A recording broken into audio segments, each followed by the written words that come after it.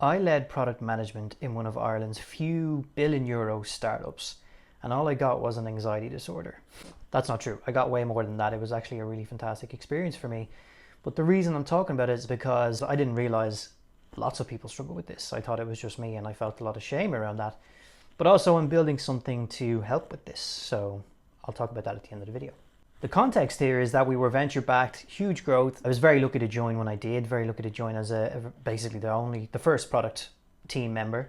And so I saw the entire sort of growth and expansion of launching into new markets, launching new products, launching into different verticals or adjacent verticals geographically, and launching into lots of different regions. And it all happened like lightning quick. It was crazy. And so I was the only product manager trying to handle all of this, which was obviously massively stressful. But I wanted to do a good job, and I thought I should be able to do all these things. And so I worked really, really hard to get them done. Now, in a startup environment, no one's going to hold your hand. You have to be able to work things out for yourself, and you have to be self-sufficient to a large degree. It's why startups look for self-starters, right? They look for people who don't wait for permission. They go and get it done, and then maybe beg for forgiveness if needs be. So the reason I say that is because I gave myself the anxiety disorder. I overworked. I worked too hard. And the reason is not because anybody was forcing me to work hard. It's because I wanted to work hard. I never wanted to shut the laptop. I always wanted to get that next prototype done, refine that go-to-market strategy, update the Notion page for the success and sales and support teams so that they have all the context they need on a new feature or a new region we're rolling out to, or whatever it was. I always wanted to do the next thing so that I was as prepared and organized as possible, as much as that's possible in a high growth startup environment. And there were signs, right? There were signs that I didn't realize at the time. I didn't understand what my body was telling me, but in retrospect, it was kind of obvious. Things like I would be sitting there watching TV after maybe eventually closing the laptop, but still probably ruminating on all of the things of the day. And the TV just went whomp, whomp. Like my whole vision went crazy. Went to the doctor, she said, "You're overworked, staring at screens all day. Stop looking at screens." I was like, yeah, sure, maybe later. Second thing was, I couldn't watch stressful TV or movies. I just got too stressed out and I couldn't relax. I didn't enjoy them. They weren't enjoyable anymore, which is interesting. And I didn't realize at the time what that was a signal of.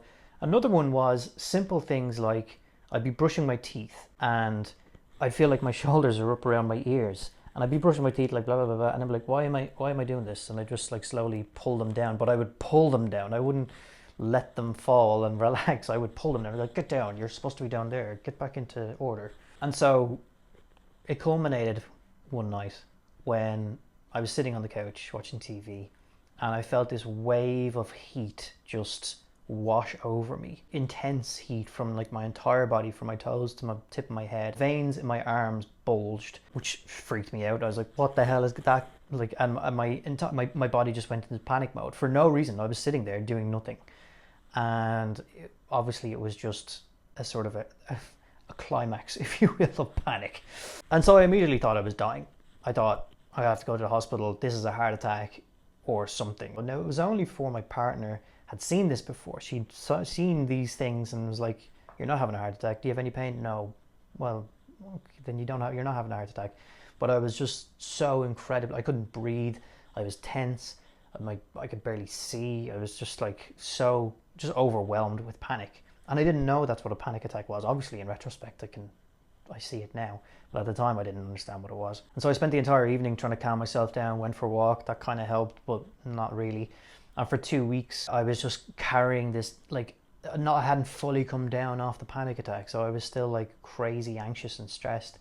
And of course, the problem solver in me kicked in. And I started Googling, how do I get rid of this? What's going on? Trying to find resources. And I found a podcast from an Irish girl, I can't remember her name, but she has a podcast about anxiety.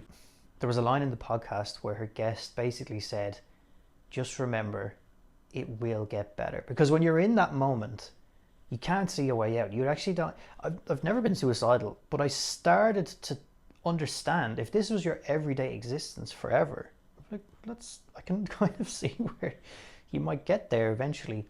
Now, I wasn't anywhere close to that, thankfully, but I started to understand. I started to have empathy for that side of things, which was scary in its own right. But yeah, she said, it gets better. Don't worry, it will get better. And I just broke down in tears. I arrived back to the apartment and walked in the door, and I was just tears streaming down my face, and it was actually cathartic because I'd been holding it in, and it was actually one of the things that helped me come down finally after 2 or 2.5 weeks of heightened anxiety and panic. That was one of the things that actually helped me come down off it, which is kind of crazy. And of course, then I went to the doctor. She was like, yeah, that's panic attack. You had or an anxiety attack, whatever way you want to say it. You had a panic attack. And I took measures to address it in different ways. Mainly not overworking myself and finding alternatives, finding hobbies. I thought it was hilarious. I started racing go-karts, right, which sounds kind of childish, but it's something I always wanted to do. I always wanted to get into motorsports, and it's a ton of fun. Kind of expensive, but a ton of fun. But I just needed something that wasn't staring at a screen, because my hobbies were all like playing computer games or building side projects. And then in work, I'm staring at a screen. I was always staring at a fucking screen in front of my face. So I was like, oh great, go-karting, not looking at a screen. Hilariously, one of the first pieces of kit, if you want to improve your lap times on a circuit, the first thing you buy, a lap time monitor. So you put a screen right in front of your face on the steering wheel, and you intently watch the hundredths or tenths of a second that you're either up or down each lap as you try different techniques for cornering and braking. So that's kind of funny. And then slowly over time, I started talking to people about it and being like, have you ever suffered with this? And everyone, CEOs, product leads in lots of companies, all the way up and down the sort of the architecture, let's say, of a company, they all said, oh yeah, I've definitely struggled with panic, or not panic, but anxiety to varying degrees. Some of them had panic attacks. Some of them just had like heightened stress or whatever. Some of them fainted like just randomly because of the stress.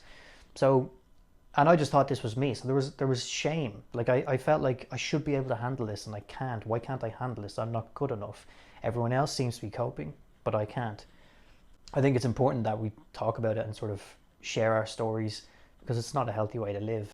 And that brings me to SupaPM. There's a lot of stuff that a product manager has to do constantly and be really, really good at all of the time. You had to be a really good researcher. You have to stay on top of your market. You stay on top of your customers, stay on top of potential customers, look at shifts in the industry, take in all of the feedback that you're getting internally. Any video recordings now from sales call that are unsuccessful, you got to try and extract insights from that and prioritize and assign them to features. That's all incredibly time consuming and stressful and takes a lot of brain energy. And I think AI can do that for us. So I'm going to try and build it. It's called SupaPM. There's a waitlist live now. You can go and subscribe and let me know what you'd like to see. But yeah, if that's your everyday existence of heightened anxiety, tension, not able to look at stressful movies or TV shows, or if your TV just goes womp womp, that's a sign. Take the foot off the gas pedal a little bit and take it easy.